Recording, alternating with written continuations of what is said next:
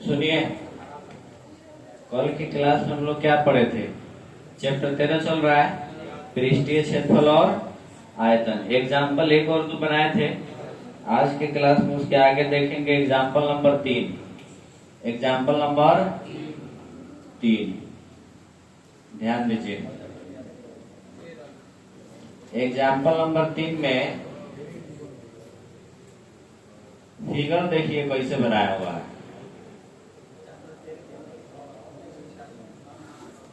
बेलन है, एक बेलन है, ठीक है। अब बेलन के ऊपर क्या है? शंकु है। बेलन के ऊपर क्या है? शंकु है। चलिए बेलन को पहले बनाएंगे।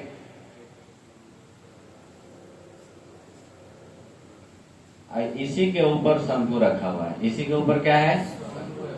शंकु रखा हुआ है। शंकु को अलग रंग से रंगना है, अब बेलन को अलग रंग से। शंकु को पीला रंग से रंगना है, अब बेलन को नारंगी रंग से। नारंगी है कि हरा है? देखिए तो क्वेश्चन में नारंगी है। शंकु को मतलब शंकुआकार भाग को पीला रंग से रंगना है, अब बेलनाकार भाग को नारंगी रंग से रंगना है, ठीक है। इसका पूरा ऊंचाई कितना दिया है? 26। पूरा ऊंचाई कितना दिया है? 26 cm। 26 cm। शंकुआकार भाग का व्यास दिया हुआ है 6 cm। नहीं, शंकुआकार भाग का व्यास है 5 cm, अब बेलनाकार भाग का व्यास है। शंकु की ऊंचाई कितना दिया है? 6 cm। शंकु की ऊंचाई कितना दिया है? 6 cm। बस हो गया ना? यही ना दिया है, दूसरा और डाटा दिया है। तो सबसे पहले क्या करेंगे, जो डेटा दिया है उसको लिख देंगे, ठीक है। चलिए देखिए, इसको लिखेंगे। दिया है शंकु का व्यास। शंकु का व्यास 5 cm दिया है, तो R बराबर क्या हो जाएगा? 5/2, तो 2.5 cm। 2.5 cm शंकु का। उसके बाद बेलन, शंकु पूरा है, ये क्या है? बेलन। बेलन का व्यास, बेलन का व्यास कितना दिया है? 3 cm। कितना दिया है? तो R बराबर 3/1.5, तो 1.5 cm। 1. उसके बाद देखिए शंकु हो गया, शंकु का व्यास R निकल गया, बेलन का व्यास और R निकल गया। उसके बाद आइए, इस पे पूरा ऊंचाई जो है खिलौना है, पूरा ऊंचाई 26 cm है। कितना है? खाली शंकु का ऊंचाई 6 cm। शंकु का ऊंचाई, तो बेलन का ऊंचाई निकालने के लिए पूरा 26 में से 6 घटा देंगे। पूरा 26 में से 6 क्या करेंगे? घटा देंगे, ठीक है ना। तो चलिए लिखेंगे बेलन की ऊंचाई। बेलन की ऊंचाई 26 माइनस 6, 26 माइनस कितना हो जाएगा? 20 cm। उसके बाद देखिए, इसमें 2 आकृति है, एक शंकु है और एक बेलन है। शंकु को रंगना है पीला रंग से, अब बेलनाकार भाग को रंगना है नारंगी रंग से। बस है ना? तो पीला भाग से शंकु रंगाएगा, ये शंकु रंग देंगे। इतना हई जो दिख रहा है ना, ये रंगाएगा। बस है ना? उसके बाद बेलन जो है ना, बेलन को पीला भाग से रंगना है। बेलन को पीला भाग से, शंकु को नारंगी रंग से। बेलन को पीला भाग से, शंकु को नारंगी रंग से। देखिए शंकु के लिए एल चाहिए, एल चाहिए ना। बिना एल का तो शंकु का क्षेत्रफल निकलेगा नहीं, तो पहले एल निकाल लिया जाएगा। चलिए एल निकालिए। एल बराबर √(h² प्लस), तो एल बराबर h का मान कितना है? शंकु की ऊंचाई 6, इसका इसी का त्रिज्या, इसका त्रिज्या कितना है? 2.5 का स्क्वायर। 6 का स्क्वायर कितना हो जाएगा? 2.5 का स्क्वायर कितना होगा? 6.25। तो L बराबर 36 6 42.25। उसके बाद देखिए 36 का वर्गमूल 6 होता है और 49 का 7 होता है। तो 6 और 7 के बीच में 42 जो है 42.25 है, तो 36 का 6 हो जाएगा और 49 का 7 हो जाएगा।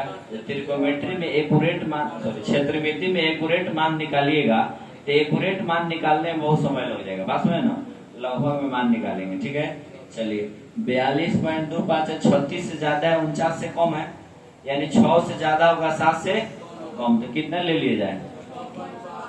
6.5 cm ले लीजिए। ये हो गया शंकु की तिर्यक ऊंचाई L, शंकु की तिर्यक ऊंचाई L। अब देखिए बेलन को किस रंग से रंगना है? शंकु को तो लिखेंगे पीला रंग से रंगे भाग का क्षेत्रफल एक तरफ और नारंगी रंग से रंगे भाग का क्षेत्रफल। ठीक है, पहले पीला वाला निकालो, पहले नारंगी वाला। चलिए नारंगी वाला निकालिएगा, तो नारंगी रंग से रंगे भाग का क्षेत्रफल बराबर शंकु का वक्र पृष्ठीय क्षेत्रफल। शंकु का वक्र पृष्ठीय प्लस, देखिए भाई शंकु का आधार है कि नहीं है? शंकु का आधार में पूरा नारंगी रंग से नहीं न रंगाएगा। शंकु जो है पूरा शंकु में, इसमें बीच में बेलन भी आता है, तो शंकु के आधार में से बेलन के आधार को घटा देंगे। इतने ना हम रंगेंगे, इतने ना शंकु है, इतना इतना है तो बेलन हो गया। बेलन को नारंगी रंग से नहीं, बेलन को कथी से रंगना है? पीला रंग से। बात समझे ना? तो इसको क्या करेंगे? शंकु के आधार में से बेलन के आधार को घटा देंगे, लिखेंगे शंकु के आधार का क्षेत्रफल माइनस बेलन के आधार का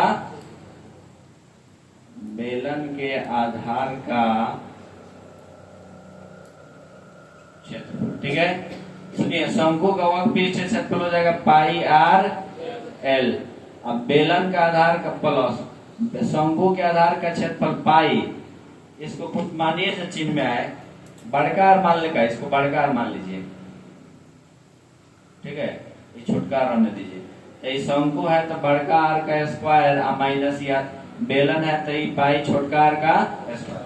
अच्छा, आधार तो दोनों का सेम होगा, आधार तो दोनों का वृत्तकार होगा। बात सुनिए ना, सुनिए pi R L pi R square minus R, इसमें कुछ कॉमन हो सकता है क्या? पाई कॉमन करिए। ठीक है, पाई कॉमन कीजिए, तो यहाँ आर एल, आर शंकु के त्रिज्या को बड़का आर माने तो यहाँ भी बड़का आर लिख दीजिए। ठीक है, तो यहाँ क्या बचेगा? बड़ा वाला आर एल प्लस बड़का आर स्क्वायर माइनस छोटका आर। चलिए पाई का मान कितना लेना है? 3.1, बड़ा वाला त्रिज्या है 2.5, एल का मान आ गया 6.5 प्लस बड़े का त्रिज्या है 2.5 का स्क्वायर माइनस छोटका त्रिज्या है 1.5 का स्क्वायर। कोई दिक्कत? चलिए देखिए 3.14 गुना करके कितना आएगा जी? 16 और 2.5 का स्क्वायर हो जाएगा 6.25 और 1.5 का स्क्वायर हो जाएगा 2.25। चलिए अब 3.14 और 16.25 अब प्लस और घटाइए तो 4, कितना होगा? 4। 3.14 और गुना 16.25 में 4 जोड़िएगा तो 20 गुना कीजिए दोनों में 63.58 सेंटीमीटर। देखिए तो आंसर दिया कि नहीं? तो एग्जाम्पल है, सॉल्यूशन दिया है, देख लीजिए। ठीक है, आई गुनो एक बार चेक कर लीजिए, चेक कीजिए तो चेक कीजिए ना।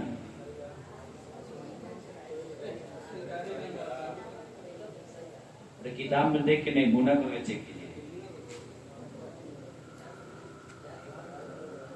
चलिए, उसके बाद नारंगी रंग से हो गया, पीला रंग से। पीला रंग से रंगे भाग का क्षेत्रफल।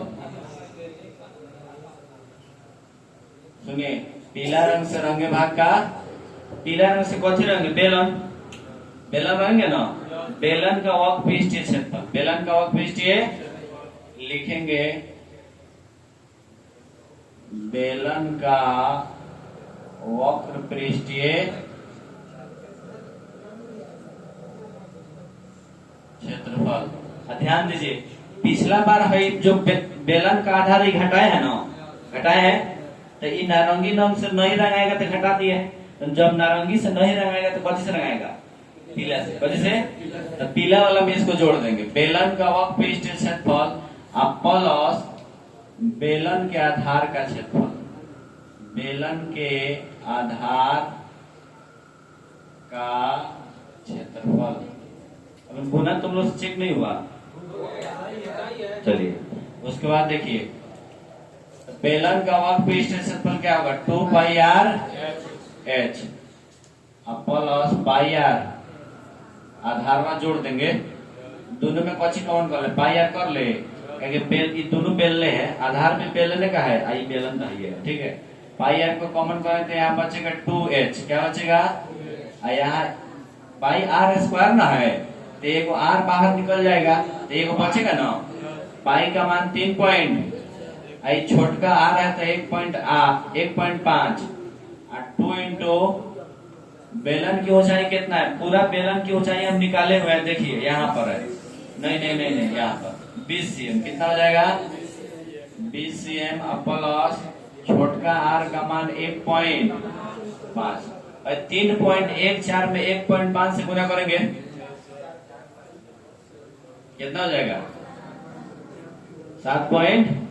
अच्छा रुकिए, अभी 3.14 इंटू 1.5 अब 20 दुना 40 प्लस 1.5, 3.14 गुना 1.5 गुना 40 से 41 पॉइंट, डायरेक्ट आंसर बोल दीजिए। 195.465 195.465 सेंटीमीटर स्क्वायर आंसर। उतारिए।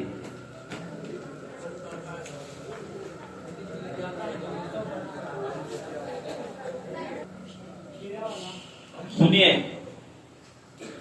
अभी आप लोग देखे एग्जाम्पल 3, अब देखेंगे एग्जाम्पल नंबर 4, ठीक है।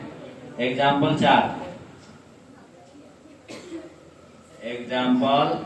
4, मयंक एक लड़का है, ठीक है ना, अपने बगीचे में पक्षी स्नान घर बना रहा है, ठीक है। पक्षी स्नान घर समझ रहे हैं? पक्षी को नहाने के लिए, समझ गए ना, पक्षी स्नान घर का मतलब पक्षी को नहाने के लिए एक ठोस बना रहे। देखिए, इसमें एक बेलन है, कच्ची है, खोखला बेलन, खोखला बेलन। देखिए लड़का बोर्ड पर देखो लो, खोखला बेलन, ठीक है।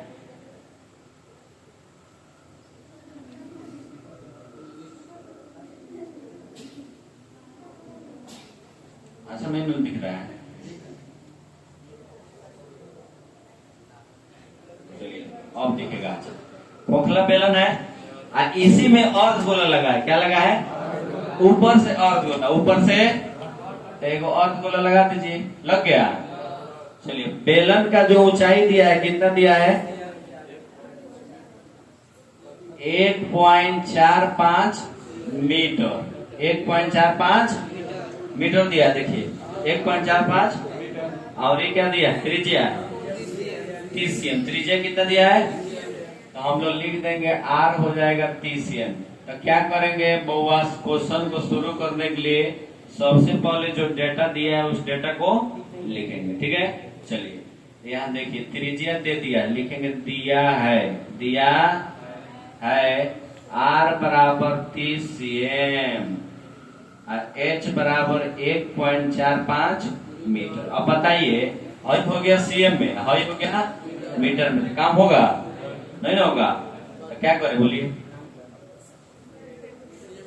मीटर को सीएम में बदल दिया जाए, मीटर को सीएम में बदल दिया जाए। तो मीटर को सीएम में बदलने के लिए क्या करेंगे? 100 से गुना, 100 से गुना। चलिए गुना कीजिए, तो h बराबर 1.45 मीटर और गुना 100, तो ये क्या हो जाएगा? सीएम। तो h बराबर 2 गुना 0 है, और देखिए 2 को अंक के पहले दशमलव है, तो है 2 को 0 से दोनों दशमलव वाला अंक कट जाएगा, एक दशमलव उड़ा देंगे। ठीक है ना, तो बच जाएगा कितना? 1.45 में 100 से गुना कीजिएगा तो कितना हो जाएगा? 100 cm। रुकिए 145 cm, 145 cm। अब कह रहे पक्षी स्नान घर का संपूर्ण पृष्ठीय क्षेत्रफल निकालिए। तो इसमें एगो बेलन है, एगो अर्धगोला, एगो बेलन है, एगो अर्धगोला। तो लिखेंगे पक्षी स्नान घर का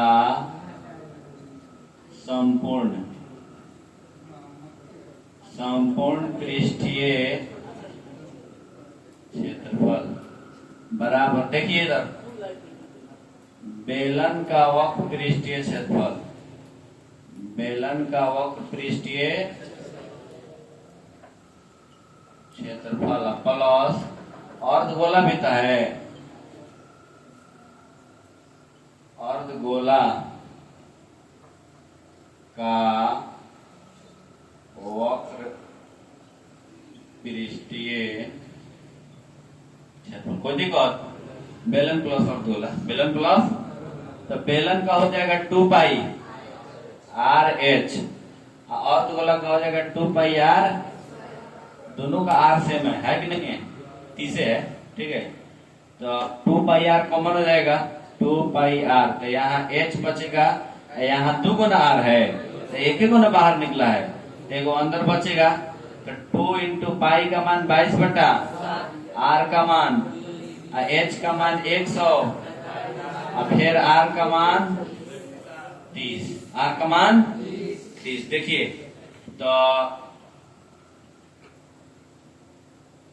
2 गुना 22 बटा गुना 30, 145 में थोड़ा 30 जोड़िए तो कितना हो जाएगा? 175, 175। और लग रहा है 175 7 से कट जाएगा, देखिए क्यों कटेगा, ध्यान दीजिए। 7 दूना तो 17 है, तो 14 कट गया, 3 बचेगा, 3 आएगा 5 में तो 35 हो जाएगा, 7 बचे 35। कोई दिक्कत? अब देखिए 22 दूना 44 गुना 30 गुना 25, गुना को दीजिए, बताइए गुना को कैसे? अरे देखिए ना सोल्यूशन एग्जाम एक किताबों में दिया होगा। 33 पर कोई गो 0? 3 गो। चलिए 33 पर 3 गो सेंटीमीटर, सही है ना? गलती होगा तो पिटाई तुम लोग का होगा।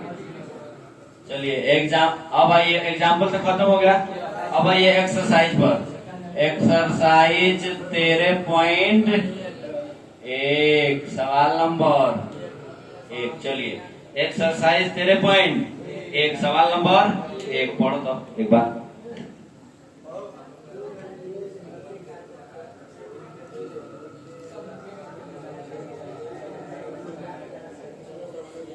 सुनिए, 2 घन है, 2 दोनों घन का आयतन दिया हुआ है 64 सेंटीमीटर क्यूब, 64 सेंटीमीटर, और दोनों घन को जोड़ के एगो घनाभ बनाया जाता है, दोनों घन को जोड़ के एगो घनाभ बनाया जाता है। ठीक है ना? तो कह रहे हैं उस घनाभ का पृष्ठीय क्षेत्रफल ज्ञात कीजिए, घनाभ का पृष्ठीय क्षेत्रफल ज्ञात कीजिए। अच्छा देखिए इधर 2 घन है, 2 तो छोटा छोटा 2 घन बनाइए समझने के लिए। एगो ई घन हो गया, एगो फिर से ई घन हो गया। देखिए ना क्या बना रहे,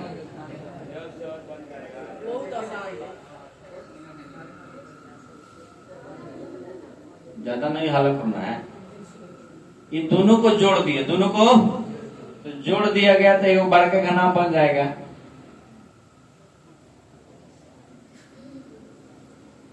चलिए देख रहे हैं ना,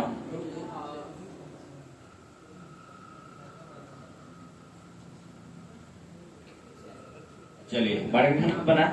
अच्छा देखिए, इसमें जानते हैं दो को घन को आप लोग जोड़िएगा। मान लीजिए कि एक हई घन है, एक हई घन है, ठीक है। दोनों घन को जोड़ दीजिएगा तो खाली लंबाई ना बढ़ रहा है, चौड़ाई ऊंचाई तो नहीं बढ़ेगा।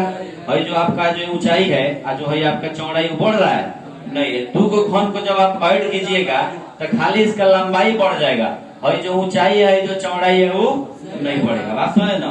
तो कह रहा है दो को घन जो है ना, इसका आयतन है 64 सेंटीमीटर। कितना है? 64। तो लिखेंगे घन का आयतन दिया है, घन का आयतन बराबर 64 सेंटीमीटर।